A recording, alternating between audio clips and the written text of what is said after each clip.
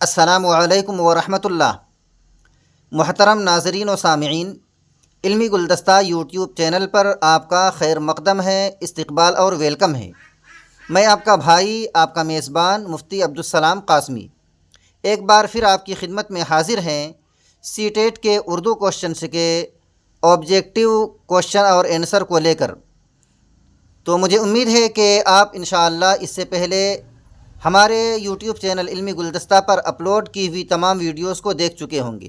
اگر اب تک آپ ہمارے چینل پر نئے ہیں تو ہمارے چینل کو سبسکرائب فرمائیں اور علمی گلدستہ پر تشریف لا کر ان سے پہلے اپلوڈ کی گئی تمام ویڈیوز کو دیکھیں۔ انشاءاللہ آپ کے لیے کافی ہیلپ فل، لابھدائک اور یوزفل ہونے والا ہے۔ تو آئیے بلا تاخیر کے ویڈیو کو شروع کرتے ہیں۔ میں الحمدللہ اپنے اس چینل کی خوبی آپ کے سامنے بیان کر دوں کہ الحمدللہ ہم اس بات کی کوشش کرتے ہیں کہ اردو پیپر کو پڑھاتے ہوئے بھی یا اردو کوشچنس کو حل کراتے ہوئے بھی اس کو ہندی اور انگلش سے کمپیریزن کرتے جائیں، اس کا موازنہ ہندی اور انگلش کے ساتھ کرتے جائیں، تاکہ ہمارے ہندی اور انگلش میڈیم والے بچے بھی اس کو پورا کا پورا سمجھ کر ان کو اپنے ذہن کے مطابق اپنے ذہن میں ڈھال سکیں۔ نیز اس چینل کی خوبی یہ ہے کہ اگر آپ انشاءاللہ اس چینل پر اردو کلاسز کی تیاری کریں گے، سی ٹیٹ کے اردو پیپر کی تیاری کریں گے، تو انشاءاللہ یہی تیاری آپ کے لیے ہندی لینگویج اور انگلش لینگویج میں بھی کافی معین و مددگار ثابت ہوگا۔ تو آئیے بلا تاخیر کے ویڈیو کو شروع کرتے ہیں۔ ہدایات: نیچے دیے گئے متبادل میں سے مناسب ترین متبادل کا انتخاب کیجیے۔ سوال نمبر 91 تا 105۔ کیا مطلب ہوا کہ یہ لینگویج 1 والوں کے لیے ہے۔ 91 سے 120 تک کے جو سوالات آتے ہیں وہ ان لوگوں کے لیے ہوتے ہیں جو کہ لینگویج 1 کا آپشن اردو رکھتے ہیں۔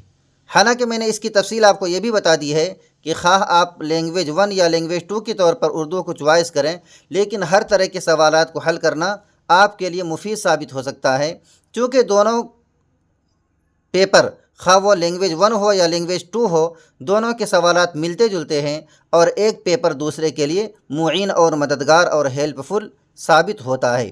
تو آئیے بلا تاخیر کے آگے بڑھتے ہیں۔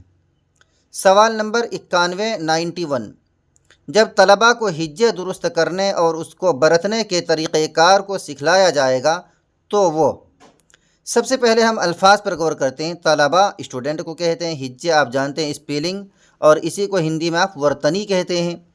تو جب اسٹوڈنٹ کو ہجے یعنی اسپیلنگ درست کرنے اور اس کو برتنے مطلب یوز کرنے اور اسے پریوگ کرنے کا طریقہ کار سکھلایا جائے تو وہ کیا ہوگا؟ تو ان کے سیکھنے کی مہارت کو تیز کریں گے، ان کی اصلاح کر کے بہتر بنائیں گے، ان کے بہاؤ میں اضافہ کریں گے، ان کی تخلیقی صلاحیتوں کو بہتر بنائیں گے۔ جب آپ نے سوال سمجھ لیا ہے کہ سوال کیا ہے، ہجے کو درست کرنا اور برت کر اس کو طریقہ کار کو سکھایا جانا، تو ان کے لیے سب سے بہتر جواب ہے ان کی اصلاح کر کے بہتر بنائیں گے۔ کیوں بنائیں گے؟ جب ایک بچہ ہجے درست کر لے گا، اس کو برتے گا بھی، اس کو پریوگ بھی کرے گا اور اس کے طریقہ کار کو سکھلایا بھی جائے گا، تو ان تمام چیزوں کے نتیجے میں ان کی کیا ہوگی؟ اصلاح ہوگی، ان کی اصلاح ہوگی۔ اصلاح جسے آپ سدھار کہتے ہیں اور کریکشن بھی کہتے ہیں۔ انگلش میں اصلاح کو کریکشن کہیں گے اور ہندی میں اسی کو آپ سدھار کہیں گے۔ بہرحال یہ سب آپشن کیوں صحیح نہیں ہے؟ اس لیے کہ ہجے اور برتنے کی وجہ سے مہارت کا تعلق اس سے نہیں ہے، بہاؤ جسے آپ روانی کہتے ہیں اس سے بھی اس کا تعلق نہیں ہے، اور تخلیقی صلاحیتوں کو بہتر بنانے سے بھی اس کا تعلق نہیں ہے۔ تخلیقی کسے کہتے ہیں؟ کریٹیو، کسی چیز کو بنانا، کسی چیز کو وجود میں لانا۔ تو سب سے اس کا بیسٹ آپشن کیا ہوا؟ آپشن نمبر 2، ان کی اصلاح کر کے بہتر بنائیں گے۔ سوال نمبر 92 زبان کی کلاس میں تعمیراتی نظام کا مطلب ہے۔ زبان جسے آپ لینگویج اور بھاشا کہتے ہیں، زبان یا بھاشا کا کلاس روم ہے اور اس میں کیا ہے؟ تعمیراتی نظام ہے۔ تعمیراتی نظام کسے کہیں گے؟ تعمیرات کہتے ہیں کنسٹرکشن کو، جسے آپ ہندی میں نرمان بھی کہتے ہیں، اور نظام کہتے ہیں سسٹم اور پرنالی کو۔ تو آپ نے سمجھا کہ زبان کی کلاس میں تعمیراتی نظام کا مطلب ہے۔ یہ مطالب غلطی سے لکھا گیا ہے، اصل لفظ یہ کیا ہے؟ مطلب ہے۔ تو کیا ہوگا؟ نمبر 1 ہے طالب علموں کو مختلف اقسام کا مطالعہ کرنے کی ترغیب، کیونکہ کیونکہ اس سے اچھی طرح کسی مسائل کے حل میں پہنچتے ہیں۔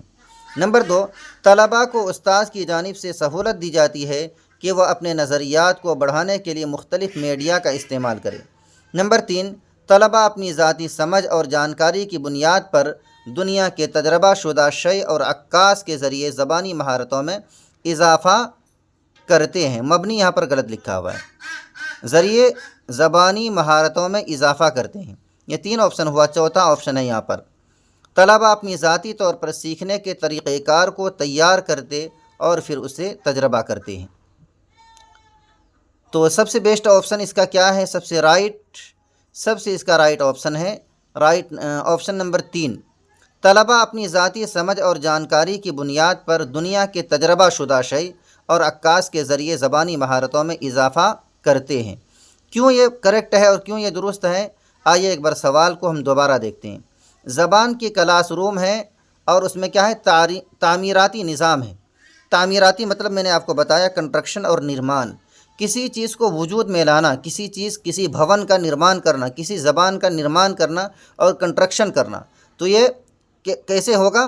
جب کہ طلباء اپنی ذاتی سمجھ کو، جو کچھ انہوں نے سمجھا ہے اور جو کچھ ان کے پاس جانکاری ہے، ان دونوں کی بنیاد پر، ذاتی سمجھ اور جانکاری کی بنیاد پر دنیا کے تجربہ شدہ شیء، تجربہ مطلب جو آئیڈیا ہے ان کے پاس، شیء کہتے ہیں چیز اور وشے کو، دنیا کے تجربہ شدہ شیء اور عکاس کے ذریعے، عکاس کہتے ہیں چنتنشیل اور ریفلیکشن کو، تجربہ شدہ شیء اور عکاس کے ذریعے زبانی مہارتوں میں اضافہ کرتے ہیں۔ تو یہ تمام کی تمام چیزیں ہی کیا ہے؟ انسان کی تعمیراتی نظام کا مطلب ہے۔ زبان کی کلاس میں تعمیراتی نظام کا مطلب کیا ہوا؟ کہ طلباء اپنی ذاتی سمجھ اور جانکاری کی بنیاد پر ان کی وجہ سے دنیا کے تجربہ شدہ، تجربہ کیا ہوا چیز، تجربہ کی ہوئی چیز، اور عکاس یعنی چنتنشیل کے ذریعے زبانی مہارتوں میں اضافہ کرتے ہیں۔ سب سے کریکٹ اور سب سے درست جواب یہی جواب نمبر 3 ہے۔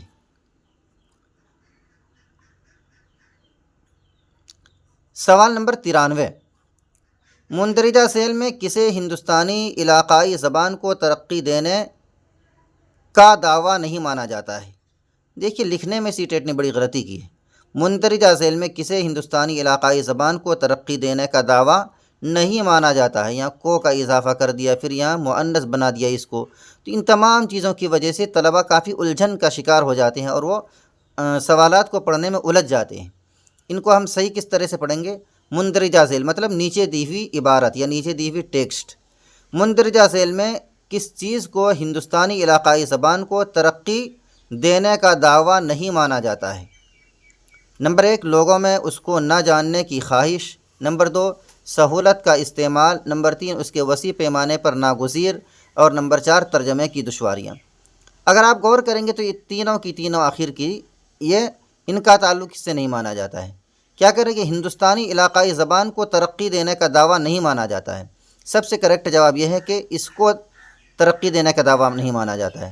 لوگوں میں اس کو نہ جاننے کی خواہش، اگر کسی علاقے کے لوگ علاقائی زبان کو جاننے کی خواہش نہیں رکھتے ہیں تو یہی بات اس بات پر دلالت کرتی ہے کہ وہ علاقائی زبان کو ترقی دینے کا دعویٰ نہیں کرتے ہیں۔ سہولت کا استعمال، اس سے کوئی مطلب نہیں ہے۔ اس کے وسیع پیمانے پر ناگزیر، اس سے کوئی رابطہ نہیں ہے۔ ترجمے کی دشواریاں، اس سے کوئی رابطہ نہیں ہے۔ تو اس کا کریکٹ اور درست جواب کیا ہوگا؟ لوگوں میں اس کو نہ جاننے کی خواہش۔ کسی علاقے کے لوگ اگر کسی علاقے کی زبان کو جاننے کی خواہش نہیں رکھتے ہیں تو یہی اس بات کی دلالت ہے کہ وہ علاقائی زبان کو ترقی دینے کا دعویٰ نہیں کرتے ہیں اور نہیں مانتے ہیں۔ سوال نمبر 94 یعنی 94، زبان کی حصول یابی ہوتی ہے۔ حصول یابی کسے کہتے ہیں؟ مادری زبان کی حصول ہوتی ہے اور دوسری زبان کی آموزش ہوتی ہے۔ تو مادری زبان کے متعلق سوال ہے۔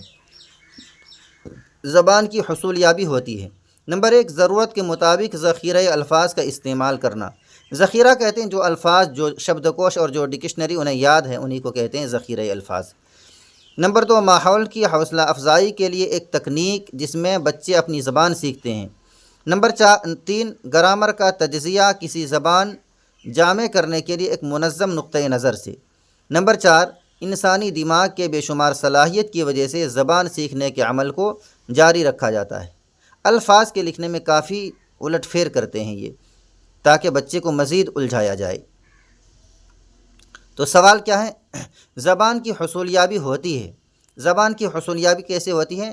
سب سے بیسٹ آپشن، انسانی دماغ کے بے شمار صلاحیت کی وجہ سے زبان سیکھنے کے عمل کو جاری رکھا جاتا ہے۔ انسانی دماغ کے اندر جو الگ الگ صلاحیتیں ہیں، بے شمار مطلب بہت طرح کی صلاحیت، صلاحیت مطلب چھمتا، تو انسانی دماغ کے اندر جو الگ الگ قسم کی چھمتائیں ہیں، اس کی وجہ سے زبان سیکھنے کے عمل کو جاری رکھا جاتا ہے۔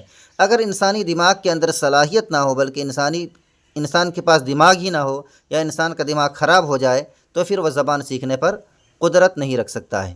تو اس وجہ سے سب سے بیسٹ آپشن اور سب سے صحیح جواب یہی ہے۔ یہ سب جواب کیوں نہیں ہو سکتا ہے؟ آپ دیکھیں، غور کریں۔ گرامر کا تجزیہ، جب زبان کی حصولیابی کے متعلق بات ہو رہی ہے، مادری زبان کی بات ہو رہی ہے، تو مادری زبان میں گرامر کی کوئی ضرورت ہی نہیں ہوتی ہے، بالکل آپشن صحیح نہیں ہو سکتا۔ ماحول کی حوصلہ افزائی کے لیے ایک تکنیک جس میں بچے اپنی زبان سیکھتے ہیں، ماحول کی حوصلہ افزائی کوئی ضروری نہیں، حوصلہ افزائی مطلب ہمت بڑھانا۔ بچہ خود بخود جب ماحول میں رہے گا تو حوصلہ افزائی کی ضرورت نہیں پڑے گی، خود بخود وہ ماحول سے زبان سیکھ لے گا۔ تو حوصلہ افزائی کا لفظ ہونا بتا رہا ہے کہ یہ آپشن ان کے لیے درست نہیں ہے، حوصلہ افزائی کی ضرورت نہیں پڑتی ہے مادری زبان کو سیکھنے کے لیے۔ ضرورت کے مطابق ذخیرہ الفاظ کا استعمال کرنا، تو ضرورت کے مطابق ذخیرہ الفاظ کے لیے بھی ذخیرہ الفاظ کی بھی ضرورت نہیں ہوتی ہے زبان کی حصولیابی میں۔ تو مجھے امید ہے کہ آپ نے سمجھ لیا ہوگا کہ اس کا درست جواب کیا ہے، انسانی دماغ کے بے شمار صلاحیت۔ سوال نمبر 95، زبان کے معلم مندرجہ ذیل میں سے کس طرح لکھنے کی مہارت پیدا کر سکتے ہیں؟ زبان کے معلم مطلب بھاشا کے شکشک یا لینگویج کے ٹیچر، مندرجہ ذیل میں سے مطلب نیچے ہوئی دی ہوئی چیزوں میں سے کس طرح لکھنے کی مہارت پیدا کر سکتے ہیں؟ املا کروا کر بچوں کو صاف لکھنے کے لیے کہنا، ذہن میں محفوظ خیالات کو اپنی زبان میں لکھنے کے لیے کہنا، اور نمبر 4 بچوں کو مضمون کے ذریعے سیکھنے کے لیے کہنا۔ تو آپ کو وہ پوائنٹ یاد ہوگا کہ لکھنے کا مطلب کیا ہوتا ہے؟ لکھنے کا مطلب ہوتا ہے اپنے ما فی الضمیر کو، اپنے خیالات کو، اپنے جذبات کو لکھنا۔ تو زبان کے معلم مندرجہ ذیل میں سے کس طرح لکھنے کی مہارت پیدا کر سکتے ہیں؟ ذہن میں محفوظ خیالات کو اپنی زبان میں لکھنے کے لیے کہیں گے، اسی طرح سے بچہ لکھنے میں مہارت پیدا کر پائے گا، خواہ وہ خیالات ہو، جذبات ہو، یا ان کے تصورات ہو۔ اسی کو ما فی الضمیر بھی کہتے ہیں، جو کچھ انسان کے دل میں ہے۔ تو سب سے کریکٹ جواب کیا ہوگا؟ آپشن نمبر 3 سب سے کریکٹ اور درست جواب ہوگا۔ یہ سب کیوں نہیں ہوگا؟ املا کروا کر مہارت پیدا نہیں کر سکتے ہیں، بچوں کو صاف لکھنے کے لیے کہیں گے تب بھی مہارت پیدا نہیں کر سکتے ہیں، بچوں کو مضمون کے ذریعے سیکھنے کے لیے کہنا، تو مضمون الگ ہے اور سیکھنے میں مہارت پیدا کرنا الگ بات ہے۔ تو سب سے صحیح اور درست جواب آپ کا ہوا آپشن نمبر 3۔ سوال نمبر 96، مندرجہ ذیل میں سے زبان میں کس کے ذریعے صلاحیت پیدا کی جا سکتی ہے؟ زبان میں صلاحیت پیدا کرنا مطلب چھمتا کو بڑھانا، کیپیسٹی کو بڑھانا۔ نیچے دیے ہوئے چیزوں میں سے زبان میں کس کے ذریعے صلاحیت پیدا کی جا سکتی ہے؟ طلباء سے بات چیت کر کے، اگر طلباء نہیں سمجھ رہے ہیں تو ان کو خاموش بیٹھنے کی صلاح دے کر، نمبر 3 غلطیوں کی نشاندہی کر کے اور اس کی اصلاح کر کے، نمبر 4 مواصلات کے لیے زبان کو استعمال کرنے کا مواقع پیدا کر کے۔ طلباء سے بات چیت کر کے صلاحیت نہیں بڑھائی جا سکتی ہے، طلباء نہیں سمجھ رہے ہیں تو ان کو خاموش بیٹھنے کی صلاح دے کر، یہ تو بالکل غلط ہے کہ اگر طلباء نہ سمجھے تو ان کو خاموش کر دیا جائے، بالکل غلط۔ نمبر 3 غلطیوں کی نشاندہی کر کے اور اس کی اصلاح کر کے، یہ بھی ہو سکتا ہے، لیکن اس سے بیسٹ طریقہ اور سب سے بیسٹ جواب کیا ہے؟ مواصلات کے لیے زبان کو استعمال کرنے کا مواقع پیدا کر کے۔ مواصلات کسے کہیں گے؟ مواصلات کہتے ہیں سنچار کو اور کمیونیکیشن کو۔ مواصلات کو ہندی میں کہیں گے سنچار اور انگلش میں کہیں گے کمیونیکیشن۔ تو مواصلات کے لیے زبان کو استعمال کرنے کا مواقع پیدا کر کے، مواقع مطلب اوسر دے کر اور اپرچونیٹی دے کر۔ تو سب سے کریکٹ جواب کیا ہوگا آپ کا؟ آپشن نمبر 4 ہوگا کہ مواصلات کے لیے یعنی سنچار کے لیے زبان کو استعمال کرنے کا مواقع پیدا کر کے۔ انسان کے بولنے کی اور انسان کے اپنے ما فی ضمیر کو ادا کرنے کی جتنی شکل اور صورت ہو سکتی ہے، وہ تمام شکل و صورتیں ہم اپنے اسٹوڈنٹ کو لا کر دیں، ان تمام چیزوں کو مہیا کر کے دیں، یہی زبان میں مہارت پیدا کرنے کا سب سے بیسٹ طریقہ ہے۔ سوال نمبر 97 ایک متاثر کن سبق سے زبان کی تدریس شروع کرنا ہوتا ہے۔ متاثر کن مطلب دوسروں کو اپنی طرف کھینچنے والا، دوسروں کو اپنی طرف متوجہ کرنے والا، اسی کو متاثر کن کہتے ہیں۔ ایک متاثر کن سبق لیسن سے زبان کی تدریس شروع کرنا، یہ کیا ہوتا ہے؟ سمعی طریقہ کار کے ذریعے مقصد کو واضح کرنا۔ سمعی طریقہ کار مطلب آڈیو والا، کوئی چیز سنا کر بچے کے سمعی طریقہ کار کے ذریعے مقصد کو واضح کرنا، کوئی چیز سنا کر اس زبان کے سیکھنے کے مقصد کو واضح کرنا۔ سرگرمی کے ساتھ طالب علموں کی بحالی کو بڑھانا۔ سرگرمی کسے کہتے ہیں؟ سرگرمی کو ہندی میں آپ گتی ودھی کہتے ہیں اور انگلش میں آپ اسی کو ایکٹیویٹی کہتے ہیں۔ تو سرگرمی کے ساتھ طالب علموں کی بحالی کو بڑھانا۔ بحالی مطلب رکھ رکھاؤ، جسے آپ انگلش میں مینٹیننس بھی کہتے ہیں۔ تو سرگرمی کے ساتھ طالب علموں کی بحالی کو بڑھانا، اور نمبر 3 سبق کے اصل مقصد کو پیش کرنا، اور نمبر 4 بلیک بورڈ پر لکھنا۔ تو متاثر کن سبق سے زبان کی تدریس شروع کریں تو اس کے لیے سب سے بیسٹ کیا ہے کہ ہم سرگرمی کے ساتھ طالب علموں کی بحالی کو بڑھائیں۔ سرگرمی کا مطلب آپ نے سمجھا، ایکٹیویٹی اور گتی ودھی، جتنے طریقہ کار ہو سکتے ہیں زبان کو سکھانے کے، لینگویج کو سکھانے کے، ان تمام طریقہ کار اور ان تمام گتی ودھی کو ہم اپنائیں، اور بحالی مطلب رکھ رکھاؤ اور مینٹیننس کو بھی بالکل صحیح سلامت کرتے رہیں، تو یہی متاثر کن سبق کا آغاز ہوگا۔ زبان کو سکھانے والی سبق کا متاثر کن آغاز کس سے ہوگا کہ ہم سرگرمی یعنی گتی ودھی اور ایکٹیویٹیز کو بڑھائیں، اور بحالی کو بھی ہم صحیح سلامت رکھیں، رکھ رکھاؤ اور مینٹیننس کو بھی صحیح سلامت ہم برتتے رہیں، تو یہی کیا ہوگا؟ متاثر کن سبق سے زبان کی تدریس شروع کرنا یہی ہوگا، سرگرمی کے ساتھ طالب علموں کی بحالی کو بڑھانا۔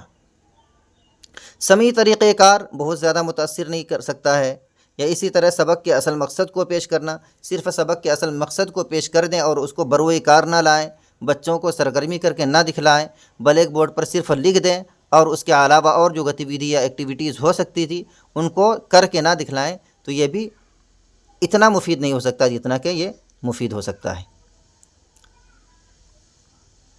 سوال نمبر 98 معالجاتی تعلیم ایک عمل ہے۔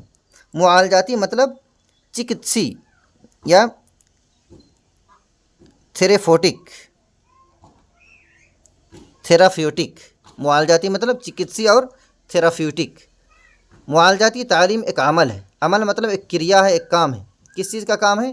حکم کے ذریعے، ہدایت نامہ کے ذریعے، منفی طریقہ کار، نظریاتی طریقہ کار۔ حکم کے ذریعے مطلب آرڈر کے ذریعے، ہدایت نامہ کے ذریعے مطلب ہدایت نامہ نردیش پستکا کے ذریعے، انسٹرکشن مینول کے ذریعے۔ تو معالجاتی تعلیم کیا ہے؟ سب سے بیسٹ آپشن ہے ہدایت نامہ کے ذریعے۔ ٹیچرز اپنے اسٹوڈنٹ کو یا اساتذہ اپنے طلباء کو ہدایت دے، ہدایت کے ذریعے سے ایک معالجاتی تعلیم، ایک تعلیمی عمل پیش کیا جا سکتا ہے۔ معالجاتی تعلیم ایک عمل ہے، مطلب ہدایت نامہ کے ذریعے سے معالجاتی تعلیم کو ایک عمل بنایا جا سکتا ہے۔ یہ سب کیوں نہیں ہوگا؟ حکم دے کر نہیں کیا جا سکتا۔ اگر آپ بچے کو حکم دیں گے، آرڈر دیں گے، اور انہیں ہدایت نہیں دیں گے، سمجھائیں گے نہیں، اسے موٹیویٹ نہیں کریں گے، تو صرف حکم کام نہیں کرے گا۔ منفی طریقہ کار مطلب بچہ جو کچھ کر رہا ہے آپ ان تمام چیزوں کو نگیٹو میں لیں اور ان کی ہمت کو توڑ دیں، یہ تو بالکل بھی غلط ہو سکتا ہے، بالکل ہی غلط ہے۔ اور نظریاتی طریقہ کار، نظریاتی مطلب ویوز، اپنی آدمی کا جو اپنا ویو ہے، آدمی کا جو اپنا نظریہ ہے، صرف اسی کو بچوں پر تھوپنا، یہ بھی بالکل غلط ہے۔ تو مجھے امید ہے کہ آپ نے سمجھا ہوگا کہ ہدایت نامہ کے ذریعے سب سے صحیح آپشن کیوں ہے۔ معالجاتی تعلیم ایک عمل ہے، کس کے ذریعے؟ ہدایت نامہ کے ذریعے، یعنی نردیش پستکا کے ذریعے، موٹیویٹ کرنے کے ذریعے۔ سوال نمبر 99 زبان میں مہارت پیدا کرنے کے طریقہ کار کو سکھایا جانا چاہیے۔ زبان میں مہارت پیدا کرنے کے طریقہ کار، زبان میں کس طرح سے مہارت پیدا کی جائے، اس کے لیے الگ الگ طرح کے کام طریقہ کار کو سکھایا جانا چاہیے۔ کیسے؟ صاف وضاحت کے ذریعے، تنہائی میں، ایک منظم طریقہ کار سے، کسی چیز کی تقلید کے ذریعے سے۔ تو سب سے بیسٹ کیا آپشن ہوگا؟ ایک منظم طریقہ کار کے ذریعے سے۔ منظم کسے کہتے ہیں؟ منظم کہیں گے سنگٹھت، آرگنائزیڈ، جو چیزیں سنگٹھت ہو، جو چیزیں منظم ہو اور منضبط بھی کہہ سکتے ہیں آپ اردو میں اس کو، تو زبان میں مہارت پیدا کرنے کے طریقۂ کار کو سکھایا جانا چاہیے۔ کیسے؟ ایک منظم طریقۂ کار کے ذریعے سے، جو طریقہ بالکل سنگٹھت ہو، بالکل مرتب کیا ہوا ہو، لکھت ہو، انہی کے ذریعے سے زبان میں مہارت پیدا کرنے کے طریقۂ کار کو سکھایا جاتا ہے۔ صرف صاف صاف وضاحت کر دیں، اس سے نہیں ہوگا۔ تنہائی میں ہر بچے کو الگ الگ بلا کر سمجھائیں، اس سے بھی نہیں ہوگا۔ کسی چیز کی تقلید کے ذریعے صرف کسی چیز کا آپ آئیڈیل پیش کر دیں، کسی چیز کا نمونہ اور نقل پیش کر دیں، اس سے بھی نہیں ہوگا۔ تو سب سے بیسٹ کیا ہوگا؟ ایک منظم، ایک سنگٹھت طریقۂ کار کے ذریعے سے زبان میں مہارت پیدا کرنے کے طریقے کو سکھایا جاتا ہے۔ سوال نمبر 100 طلباء کو زبان سکھاتے وقت اس کے اندر تلفظ کی تفہیم میں کمی ہو جاتی ہے، اس سے کیسے بچا جا سکتا ہے؟ سب سے پہلے سوال کے ایک ایک لفظ کو سمجھنے کی کوشش کرتے ہیں۔ طلباء کو زبان سکھاتے وقت اس کے اندر تلفظ کی تفہیم، تلفظ کہتے ہیں پروننسیشن، تلفظ مطلب پروننسیشن کی تفہیم، تفہیم کہتے ہیں سمجھانے کو، فہم کے معنی سمجھنا، خود سمجھنا، اور تفہیم اسے کہتے ہیں جب ایک آدمی دوسرے آدمی کو سمجھائے، اسی کو تفہیم کہتے ہیں۔ تو طلباء کو زبان سکھاتے وقت اس کے اندر تلفظ کی تفہیم میں کمی ہو جاتی ہے، پروننسیشن کو کما حقہ پورا نہیں سمجھایا جا سکتا ہے، تو اس سے کیسے بچا جا سکتا ہے؟ کلاس روم میں بآواز بلند پڑھنا، ایک ڈرامائی انداز قائم کرنا جس سے بچے آپس میں بات کر سکے، غلطی ہوتے ہی غلطی کی اصلاح کرنا، غلط لکھا، غلطی کی اصلاح کرنا، مخصوص سرگرمیوں کو عمل میں لانا زبان کے ماہرین کے ذریعے سے۔ تو سب سے بیسٹ اور سب سے درست جواب اس کا کیا ہے؟ کلاس روم میں بآواز بلند پڑھنا۔ با کے معنی ساتھ کے آتے ہیں، بآواز بلند مطلب بلند آواز کے ساتھ۔ سب سے صحیح آپشن کیا ہے کہ بچوں کے اندر جو تلفظ کی کمی رہ جاتی ہے، صحیح پروننسیشن نہیں ہو پاتا ہے، تو ان کو کیسے درست کر پائیں گے، اس سے کیسے بچیں گے؟ کلاس روم میں بلند آواز سے پڑھیں گے اور پڑھوائیں گے۔ یہ سب زیادہ بیسٹ نہیں، ایک ڈرامائی انداز قائم کریں گے جس سے بچے آپس میں بات کر سکے۔ تو بچے آپس میں بات کر کے تلفظ کو درست نہیں کر سکتے ہیں۔ جب بچے کو زور سے پڑھنے کے لیے کہا جائے یا ٹیچر خود زور سے پڑھ کر سنائے، تو اسی وقت تلفظ کے اندر جو کمی رہ جاتی ہے اس سے بچا جا سکتا ہے۔ یہ بھی نہیں ہوگا غلطی ہوتے ہی اصلاح کرنا اور مخصوص سرگرمیوں کو عمل میں لانا زبان کے ماہرین کے ذریعے۔ تو سب سے آسان اور سب سے بیسٹ کیا ہے؟ کلاس روم میں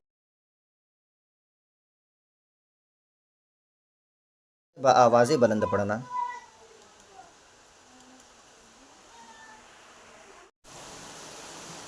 تو سوال نمبر 100 کا سب سے صحیح اور درست آپشن کیا ہوگا؟ نمبر 1، یعنی کلاس روم میں بآواز بلند پڑھنا۔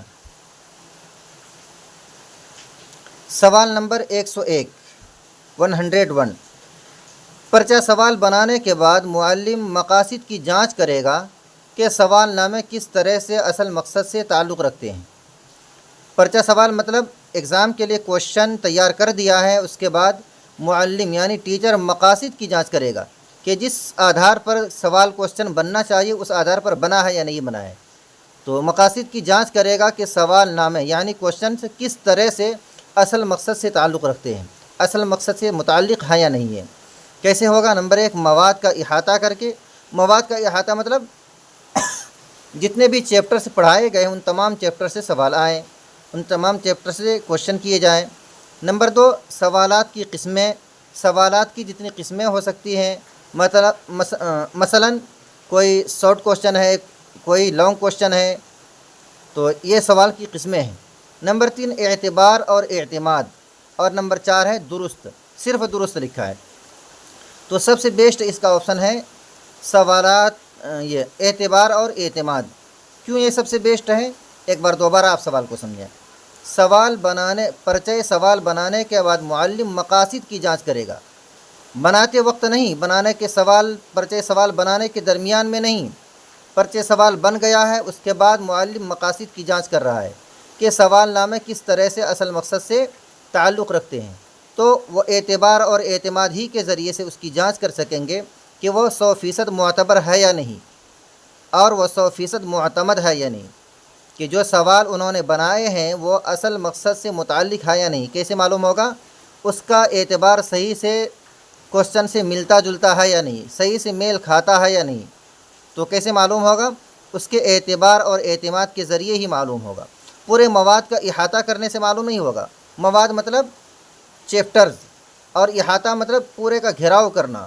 جتنے چیپٹرز مثال کے طور 50 چیپٹر سے پڑھائے گئے ہیں تو ہر چیپٹر سے سوال بنائے گئے ہیں یا نہیں بنائے گئے ہیں، سوالات کی قسمیں کرنا، اس سے بھی اصل مقصد نہیں معلوم ہو پائے گا، اور درست ہے یا نہیں اس سے بھی معلوم نہیں ہو پائے گا۔ تو یہ اصل مقصد کس سے معلوم ہوگا؟ اعتبار اور اعتماد سے معلوم ہوگا۔ سوال نمبر 102، مشکل سے پڑھنا۔ خالی جگہ مشکل کی علامت نہیں ہے۔ حروف اور لفظوں کی پہچان کروانا، ہجے کی روانی، پڑھنے کی رفتار اور اس کی بہاؤ، لفظوں کی تفہیم اور خیالات۔ تو سب سے بیسٹ آپشن اس کا ہے یہ ہجے کی روانی۔ مشکل سے پڑھنا، ہجے کی روانی مشکل کی علامت نہیں ہے۔ اس میں کچھ اور لفظ کا اضافہ کرنا چاہیے تھا تاکہ معنی کھل سکے۔ سی ٹیٹ والوں پر افسوس یہی ہوتا ہے کہ وہ ہمیشہ سوال بھی بے ڈھنگ سے کرتے ہیں تاکہ اسٹوڈنٹ کو اور ایگزام میں بیٹھنے والے اسٹوڈنٹ کو مزید الجھایا جائے۔ آپ اس پر دھیان دیں تو یہ کتنا مشکل ہے۔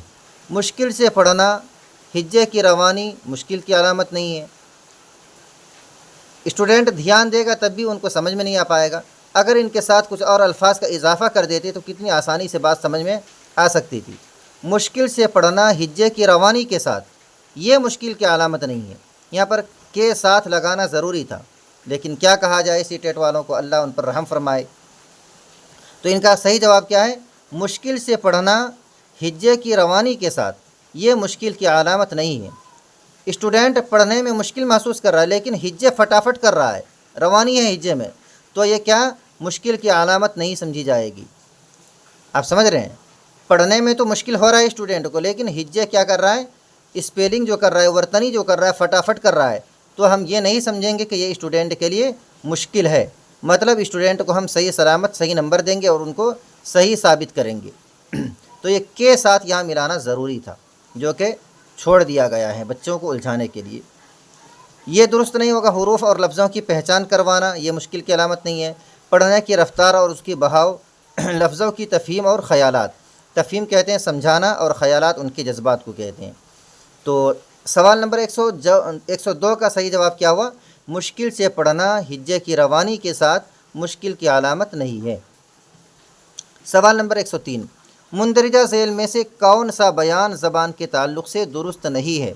زبان کے متعلق کون سا بیان درست نہیں ہے؟ نمبر 1، ہر زبان کی اپنی ذاتی شکل ہوتی ہے، بالکل صحیح بات ہے، ہوتی ہے۔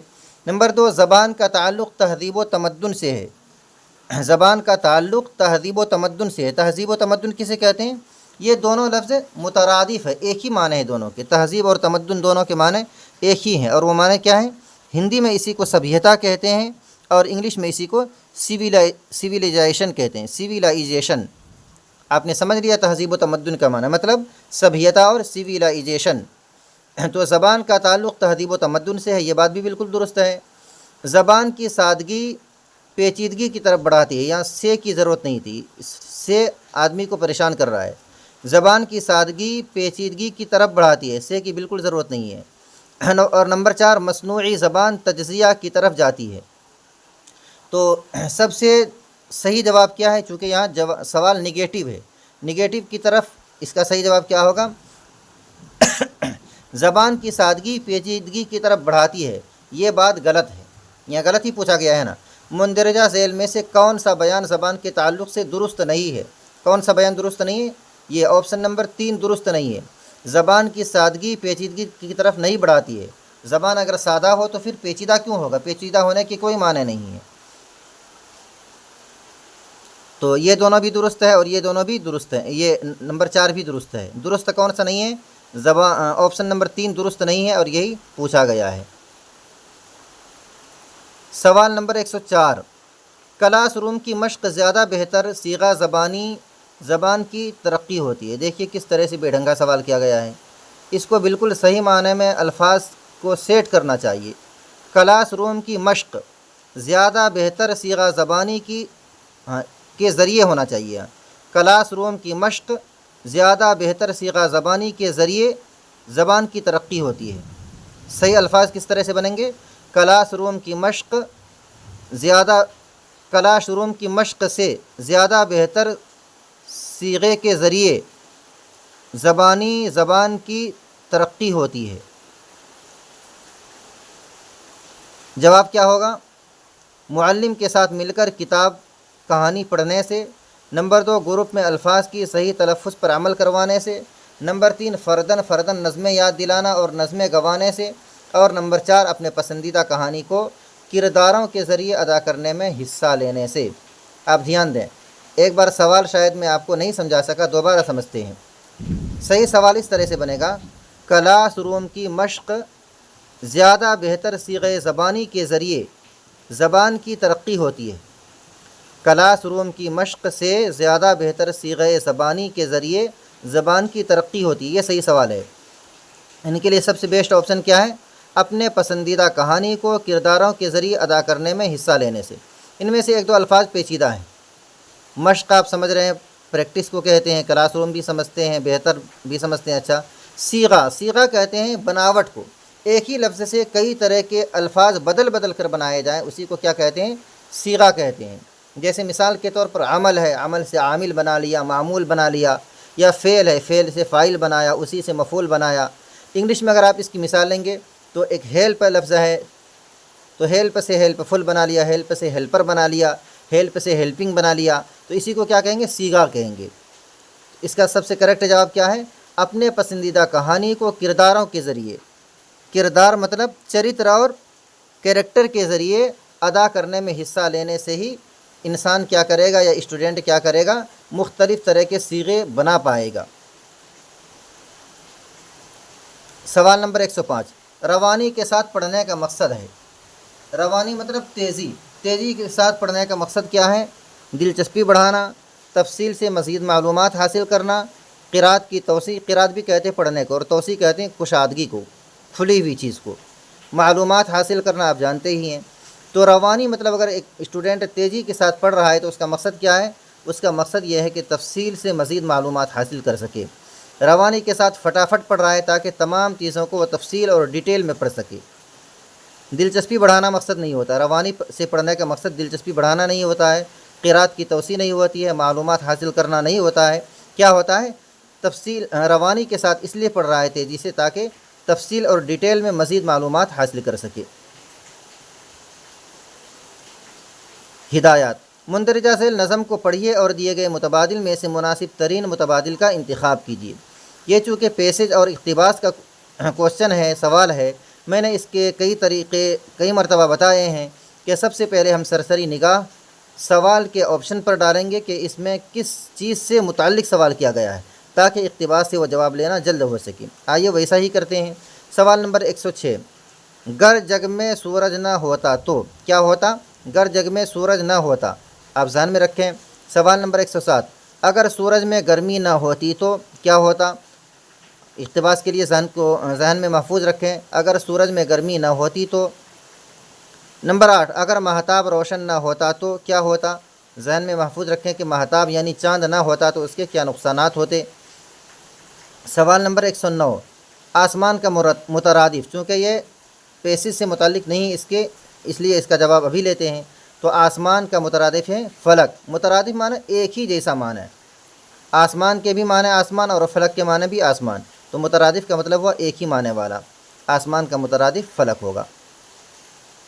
مہتاب کے معنی، مہتاب کسے کہتے ہیں؟ چاند کو کہتے ہیں، مہتاب کے معنی چاند کے آتے ہیں۔ 111، آفتاب کا ضد ہے، آفتاب کہتے ہیں سورج کو، اور ضد کہتے ہیں اپوزٹ اور وپریت شبد کو، تو آفتاب کا ضد کیا ہوگا؟ مہتاب، مہتاب کہتے ہیں چاند کو، تو سورج کا الٹا چاند، آفتاب کا الٹا مہتاب۔ اس نظم کا عنوان کیا ہے؟ چونکہ سورج کے متعلق تمام باتیں کہیں گے اس لیے اس کا عنوان سورج ہے۔ آئیے اس کو فٹافٹ دیکھتے ہیں، اقتباس سے نکالتے ہیں ان تمام کوشچنس کو۔ نظم، اگر نہ ہوتا سورج جگ میں دن ہی کہاں نکلتا، کیا سمجھے؟ اگر سورج دنیا میں نہیں ہوتا تو دن نہیں نکلتا۔ مرغا بھی سوتا ہی رہتا، بانگ کبھی نہ دیتا، یہ بھی ایک سوال پوچھا گیا ہے آپ سے کہ اگر سورج نہ نکلتا تو کیا کیا نقصانات ہوتے؟ مرغا سوتا ہی رہ جاتا، کبھی بانگ نہیں دے پاتا، دن نہیں نکلتا، یہ سب سورج نہ نکلنے کے نقصان تھے۔ کبھی فلک پر گھٹا نہ ہوتی، کبھی نہ بارش ہوتی، سورج ہی کی گرمی کی وجہ سے آسمان پر کیا ہوتا ہے؟ بادل چھاتے ہیں، پانی بھاپ کی شکل اختیار کرتا ہے سورج کی روشنی ہی کی وجہ سے۔ تو اگر سورج نہ ہوتا تو کبھی فلک پر گھٹا نہ ہوتی، کبھی بارش نہ ہوتی، بارش کا موسم نہ ہوتا کیسے کوئل گاتی، جب بارش کا موسم نہیں آتا تو پھر کوئل بھی نہیں گاتی، اگر نہ ہوتا سورج جگ میں پودے کہاں پنپتے، پودے کے بڑھنے کے لیے اور پھلنے اور پھولنے کے لیے سورج کی روشنی اور تپش ضروری ہے، سورج میں گرمی نہ ہوتی آم کہاں سے پکتے، اگر سورج میں گرمی نہ ہوتی تو پھر آم بھی نہیں پکتے، آم کہاں سے پکتے، ماہتاب روشن نہ ہوتا موسم کہاں بدلتے۔ آپ کو یہ بھی معلوم ہوگا کہ ماہتاب یعنی چاند کی روشنی اپنی نہیں ہے، وہ بلکہ سورج ہی کی روشنی کی وجہ سے چمکتا ہے، تو اگر سورج نہ ہوتا تو چاند بھی روشن نہ ہوتا، اور جب چاند روشن نہ ہوتا تو موسم بھی نہیں بدلتے۔ موسم کہاں بدلتے مطلب سوالیہ چیز ہے کہ موسم کہاں بدلتے، مطلب موسم نہیں بدلتے۔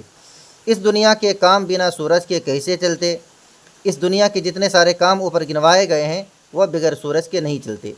سورج گر نہ ہوتا تو اس دنیا کا کیا ہوتا، دریا میں پانی نہ ہوتا غلہ کوئی نہ ہوتا، اگر سورج اس دنیا میں نہیں ہوتا تو دریا میں پانی نہیں ہوتا اور غلہ بھی پیداوار نہ ہوتا۔ آئیے اب فٹافٹ جواب لیتے ہیں۔ سوال نمبر 106، اگر جگ میں سورج نہ ہوتا تو کیا ہوتا، مرغ بانگ نہ دیتا، رات ہی رات ہوتی دن نہ نکلتا، پودے نہیں پنپتے۔ نمبر 4 اوپر کے سبھی، آپشن کیا ہوگا، آپشن نمبر 4 یہ صحیح ہے، یہ تمام کی تمام چیزیں ہوتی اگر سورج نہ ہوتا تو، مرغ بانگ نہ دیتا، رات ہی رات ہوتی دن نہ نکلتا، پودے نہیں پنپتے، اور تو یہ تمام کی تمام چیزیں ایک آپشن کس میں ہے، آپشن نمبر 4 میں ہے۔ سوال نمبر 107، اگر سورج میں گرمی نہ ہوتی تو کیا ہوتے، گرمی نہ ہوتی تو آم ہرگز نہ پکتے، موسم ہرگز نہ بدلتے، موسم کے بدلنے کا تعلق کس سے ہے، چاند سے ہے، کوئل ہرگز نہ گاتی، اس کا تعلق بھی صاف صاف نہیں، مور ہرگز نہیں ناچتا، اس کا تعلق بھی نہیں ہے، تو اگر سورج میں گرمی نہ ہوتی تو نظم میں اس کے لیے ڈائریکٹ الفاظ کیا ہے، آم ہرگز نہ پکتے۔ سوال آپشن نمبر 1، اگر سورج میں گرمی نہ ہوتی تو آم ہرگز نہ پکتے، آپشن نمبر 1۔ سوال نمبر 108، اگر ماہتاب روشن نہ ہوتا تو موسم بدلتے ہی رہتے، موسم کبھی نہ بدلتے، کیا جواب ہوگا، آپشن نمبر 2 ہوگا، اگر ماہتاب یعنی چاند میں روشنی نہ ہوتی تو موسم کبھی نہیں بدلتے، جواب نمبر کیا ہوگا، آپشن نمبر 2 صحیح جواب ہوگا۔ یہاں دیکھ لیں آپ، میں ایک بار آپ کو دکھاتا ہوں، ماہتاب روشن نہ ہوتا موسم کہاں بدلتے، اگر ماہتاب یعنی چاند روشن نہ ہوتا تو موسم نہیں بدلتے، یہی جواب آپ سے پوچھا گیا ہے، اگر ماہتاب روشن نہ ہوتا تو کیا ہوتا، موسم کبھی نہ بدلتے، موسم نہیں بدلتے، یہی جواب ہے اس کا۔ اور اس کا آپشن نمبر 3 کیا ہے، آم ہرگز نہ پکتے، پودے نہیں پنپتے، ان دونوں کا تعلق کیا ہے، سورج کے نکلنے سے ہے، حالانکہ سوال آپ سے چاند کے بارے میں کیا گیا، اس لیے آپشن نہیں ہوگا، آپشن نمبر 3 ہی وہاں پر صحیح ہوگا، آپشن نمبر 2۔ سوال نمبر 109، آسمان کا مترادف ہے، میں بتا چکا تھا آپ سے، آسمان کا مترادف کیا ہے، فلک، آسمان اور فلک کے ایک ہی معنی ہیں۔ سوال نمبر 110، ماہتاب کے معنی ہیں، ماہتاب کے معنی چاند ہیں۔ سوال نمبر 111، آفتاب کا ضد ہے، تو آفتاب کے معنی سورج اور ماہتاب کے معنی چاند، تو آفتاب کا الٹا کیا ہوا، ماہتاب، سورج کا الٹا چاند اور آفتاب کا الٹا ماہتاب۔ سوال نمبر 112، اس نظم کا عنوان کیا ہونا چاہیے، اس نظم کا عنوان سورج ہونا چاہیے، چونکہ زیادہ باتیں اس میں سورج ہی کے متعلق بیان کی گئی ہیں۔ ہدایات، مندرجہ ذیل عبارت کو پڑھیے اور دیے گئے متبادل میں سے مناسب ترین متبادل کا انتخاب کیجیے۔ آئیے سب سے پہلے ہم سوال کو سرسری نگاہ سے پڑھتے ہیں تاکہ ہمیں معلوم ہو جائے کہ کس کس چیز سے متعلق سوال کیا گیا ہے۔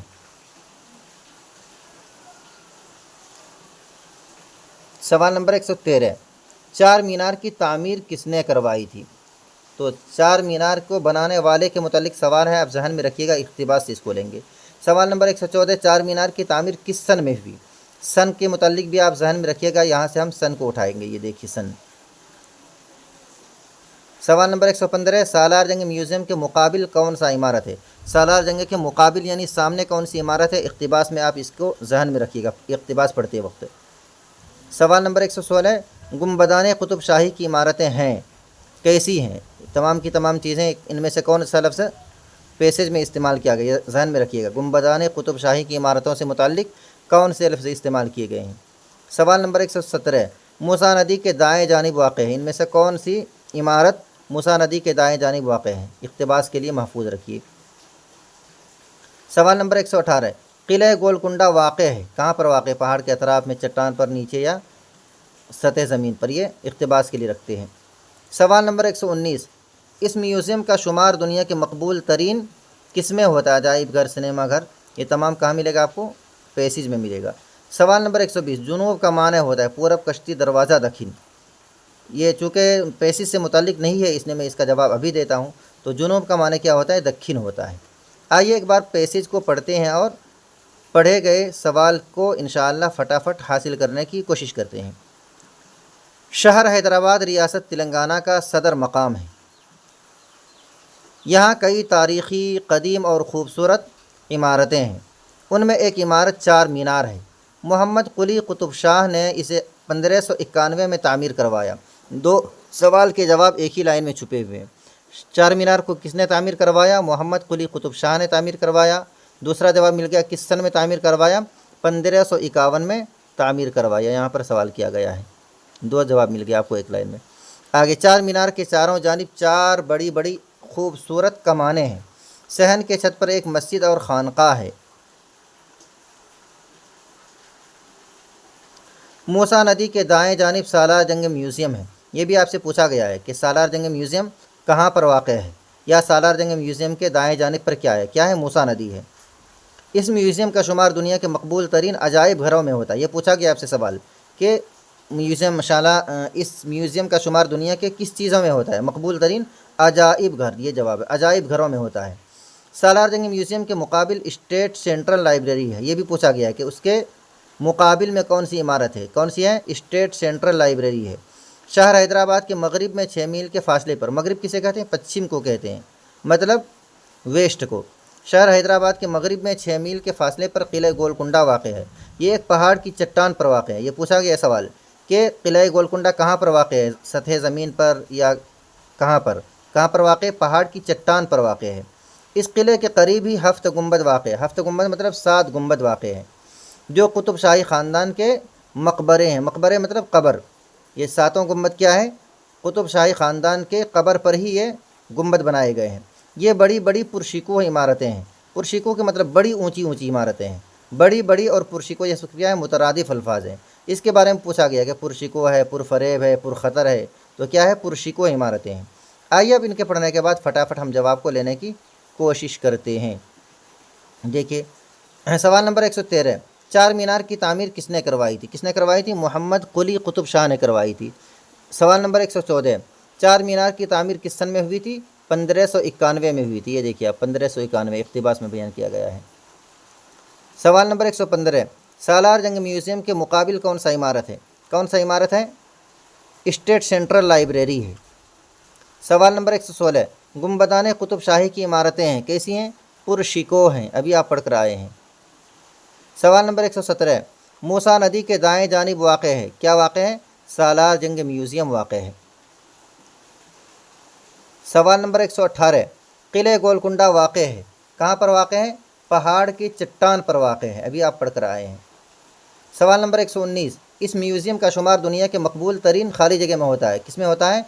अजाइब घरों में होता है। सवाल नंबर 120, जुनूब का माने होता है, जुनूब का माने क्या होता है? दक्षिण के होता है। मैं तमाम रुख के नाम को आपको बता दूं। जुनूब के माने दक्षिण के आते हैं, शिमाल के माने उत्तर के आते हैं, और मगरिब के माने पश्चिम के, और मशरिक़ के माने पूरब के आते हैं। तो ये तरीक़ा मैं आपको इसलिए बता रहा हूँ कि अगर आप सबसे पहले एक बार इक़्तिबास को पढ़ेंगे, फिर समझ में नहीं आया तो फिर एक बार आप सवाल को पढ़ेंगे, फिर सवाल समझ में नहीं आया, फिर इक़्तिबास को पढ़ेंगे, तो कई मरतबा चक्कर लगाने से ज़्यादा बेहतर है कि आप एक बार सवाल के लहजे को और सवाल के पॉइंट को जल्दी से पढ़ लें और उसके बाद इक़्तिबास को पढ़ लें, तो जवाब आपके ज़हन में बैठता चला जाएगा।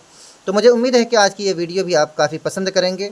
अगर वीडियो पसंद आए तो वीडियो को लाइक फरमाएँ, अपने दोस्तों अहबाब के साथ शेयर करें, और चैनल इल्मी गुलदस्ता यूट्यूब को ज़रूर सब्सक्राइब फरमाएँ। शुक्रिया, जज़ाकुमुल्लाहु खैरा।